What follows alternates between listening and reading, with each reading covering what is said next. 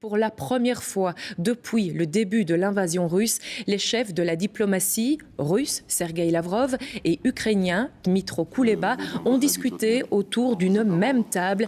Mais ne vous fiez pas aux apparences. Cette rencontre au sommet fut un échec. Il n'y a aucun accord entre les deux parties. Du coup, cette carte de l'invasion de l'Ukraine évolue peu. Pas d'avancée majeure, pas de retrait, mais il y a des zones de pilonnage intenses. Ce soir, concentrons-nous sur Marioupol. C'est une ville stratégique au sud-est avec un port en bord de mer d'Azov. Marioupol frappé par les bombes sur des quartiers résidentiels, sur un hôpital et une maternité. Nous en parlions hier. L'Union européenne dénonce d'ailleurs des crimes de guerre. La Russie rétorque que ces lieux abritent des bataillons ukrainiens. Image très dure encore, commentée par Joël Maïkovski et Esmeralda Alabi. La bombe vient juste d'exploser. Les habitants du quartier découvrent l'ampleur des dégâts, les ruines encore fumantes. Marioupol n'est plus que destruction et cendres. Selon le maire de la ville, en 9 jours de guerre, 1207 civils ont été tués. 400 000 personnes vivent désormais sans aucun confort de base, sans moyens de communication. Nous n'avons pas d'électricité, nous n'avons rien à manger, nous n'avons pas de médicaments, nous n'avons rien. Les services de secours ne suivent plus. Ces travailleurs sociaux enterrent à la hâte, à la chaîne, dans une fosse commune. Pas de cérémonie, aucun recueillement. Certains corps sont emballés dans des sacs mortuaires, d'autres recouverts d'une simple couverture. Impossible de vérifier s'ils ont été tués par les bombardements ou pas. La seule chose que je veux, c'est que ça se termine. Je ne sais pas qui est coupable, qui a raison, qui a commencé tout ça. Au diable tous ces gens qui ont commencé cette guerre.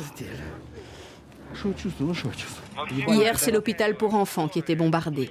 La plupart des services avaient été évacués dans l'abri souterrain, mais 3 personnes ont quand même perdu la vie, dont une fillette. Sans nier le bombardement, le gouvernement russe affirme que l'hôpital abritait des bataillons nationalistes ukrainiens qui utilisaient l'établissement comme base de tir. Toutes les femmes en travail, toutes les infirmières, tout le personnel avait été évacué. L'hôpital est une base pour les ultra-radicaux. Ces données ont été présentées il y a 3 jours. Par conséquent, tirez vos propres conclusions sur la façon dont les opinions publiques sont manipulées dans le monde entier. Le Kremlin a toutefois indiqué qu'il n'avait pas d'informations claires sur ce qui s'était passé, qu'il allait interroger son armée sur le bombardement de la maternité. Les habitants de Marioupol restent un maximum dans les abris. En 48 heures, pas moins de 8 frappes aériennes majeures ont été comptabilisées. Un autre lieu de combat en Ukraine, avec cette fois un focus sur Brovary, dans les alentours de la capitale, Kiev. Voici des images impressionnantes filmées par un drone et publiées par les forces armées ukrainiennes. Elles montrent des colonnes de chars russes apparemment prises en embuscade par les forces d'Ukraine. Selon des experts, ces chars sont probablement visés par des tirs d'artillerie ou de mortier. Des experts militaires qui qualifient la vidéo de crédible. Nous n'avons pas pu vérifier les dates de cette attaque. Et encore une zone de lourd combat, c'est Kharkiv, deuxième ville ukrainienne au nord-est du pays. Kharkiv et des habitants pris au piège comme une nonagénaire. Elle a déjà vécu des guerres, le froid, la faim, l'isolement, et le scénario se répète douloureusement. Alors les images, l'histoire sont dures, mais parfois elles doivent se raconter. Manuel Haas et Eric Destiné. Depuis plusieurs jours, Aleftina, 91 ans, est presque inerte. Impossible pour elle de dire un mot ou de quitter le canapé de son salon. Il y a peu, son quartier a été la cible d'un sévère bombardement. Il y avait du feu derrière les fenêtres et les vitres se sont brisées. Celles des étages inférieurs ont même volé en éclats. Encore consciente, il y a quelques jours, Aleftina est désormais en état de choc. Dans le froid, cette nonagénaire a vu sa santé se dégrader. Sa belle-fille, Natalia, veille sur elle aujourd'hui. On ne peut pas partir à cause d'Aleftina. Elle est dans un tel état qu'il est impossible de la transporter. Nous aimerions partir, mais ma fille est aussi ici et elle est médecin dans une maternité de la ville. Quand elle travaille, elle vit sur place à l'hôpital pendant 4 jours d'affilée, car se déplacer la nuit est très dangereux. Si le quartier est encore bombardé, un abri a été aménagé à la hâte au sous-sol de l'immeuble, un endroit lui aussi inaccessible pour la dame de 91 ans. En 1941, Aleftina a survécu au terrible siège de Leningrad par l'armée allemande.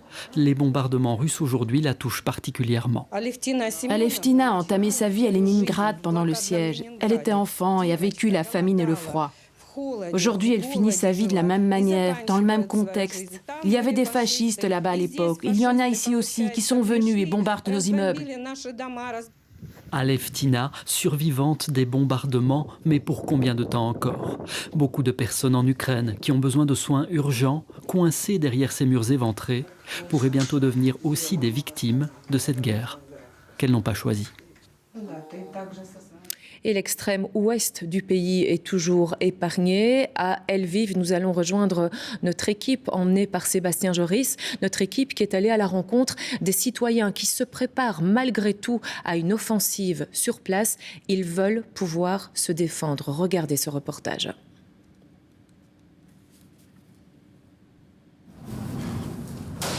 On entend les détonations depuis l'extérieur du bâtiment. En descendant au sous-sol, le bruit se précise.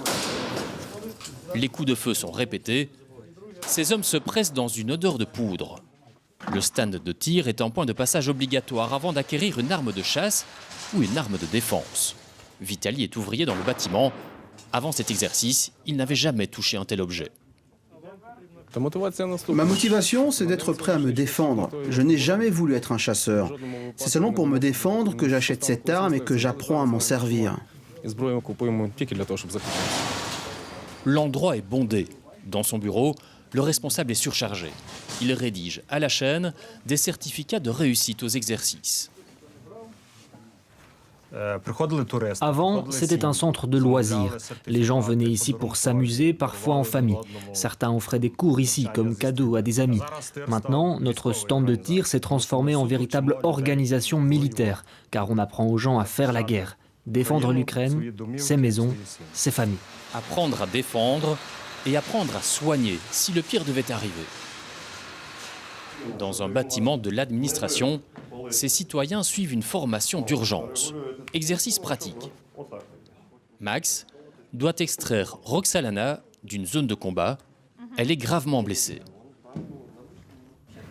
Qu'est-ce que vous faites? J'essaye de prendre le pouls. Il ne faut pas. Vous êtes dans une zone critique. Vous êtes sous le feu ennemi.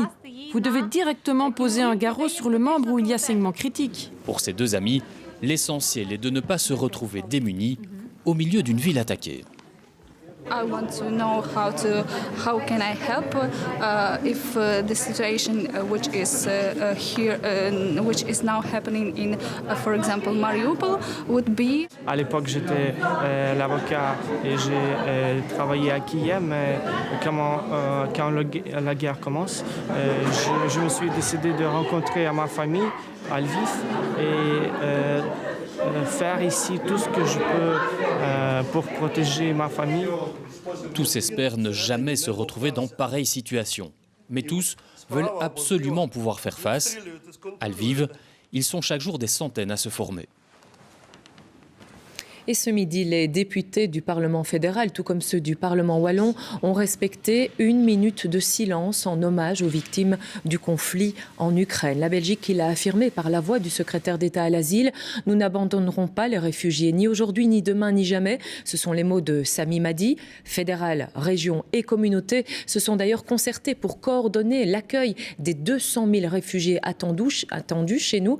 Alors Rachel Crivella-Rose, ces réfugiés, ils passeront notamment par le palais du Heysel. Oui, regardez autour de moi, Nathalie, nous sommes dans le Palais 8 sur le site, sur le plateau du Heysel, un lieu très vaste qui peut accueillir jusqu'à 5000 personnes. Et c'est ce lieu qui va prendre le relais de l'actuel centre d'enregistrement des réfugiés ukrainiens, un centre d'enregistrement totalement saturé par l'afflux des réfugiés. Ce Palais 8, dans les jours, dans les heures qui viennent, il va être aménagé de manière à pouvoir accueillir les réfugiés ukrainiens dans les meilleures conditions, éviter éviter d'interminables files d'attente ou encore de passer la nuit dehors parce qu'un dossier on n'aura pas eu le temps de traiter un dossier. Bref, vous l'avez compris, la Belgique commence à s'organiser face à ce qui s'annonce comme un des plus importants afflux de réfugiés. C'est même un afflux inédit qui s'annonce. Aujourd'hui, le fédéral et les entités fédérées se sont accordés pour se partager la tâche. Une stratégie d'accueil qui va se déployer très rapidement dans les jours qui viennent, car il y a urgence. Chaque jour, 2000 réfugiés ukrainiens arrivent dans notre pays. Merci à vous Rachel. Et certains ont déjà trouvé un toit en Belgique et des enfants venus d'Ukraine ont trouvé de nouveaux copains de classe. Didier Hilderive, David Crozet et Bruno Schmitz ont rencontré 4 d'entre eux, frères et sœurs, à l'école communale du Champ d'Oiseaux à Woluwe-Saint-Pierre. Dans la cour, il passe presque inaperçu au milieu des autres élèves. Mais une fois arrivé en classe, la situation se complique un peu pour l'aînée, Alissa, 10 ans, obligée de passer par l'écran pour comprendre son institutrice. J'essaye d'être au plus efficace pour elle, pour moi et pour les autres élèves. Et donc, voilà, le principal, c'est qu'elle arrive à prendre progressivement les petites informations d'organisation et puis petit à petit du contenu du cours. C'est déjà un peu plus simple pour son petit frère, Kola, puisque pour la gym, il suffit de quelques gestes. Je lui montre les consignes et donc après il va comprendre. Malgré leurs 9 ans, ici, les enfants semblent déjà comprendre la situation de leurs nouveaux camarades et la guerre qu'il vient de fuir. C'est pas facile. On essaye de lui faire oublier ça pour pas qu'il soit triste en classe. Sourire, ça marche toujours. Chez les premières primaires, les gestes sont plus expressifs. La petite Isabella a été directement adoptée par l'une de ses camarades. J'étais devant la grêle, elle a couru me faire un câlin. En fait, à la guerre, elle est partie sans de valise, elle n'a pas de doudou et aussi elle n'a pas de jouets. Dans cette classe, on tente d'expliquer la guerre, mais aussi simplement un nouvel alphabet. On est en train de lui apprendre les lettres de l'alphabet, notre alphabet. Donc on a fait hier le I et aujourd'hui on lui montre le U. Finalement, c'est avec le plus petit, Timour, 3 ans, que les choses sont les plus simples.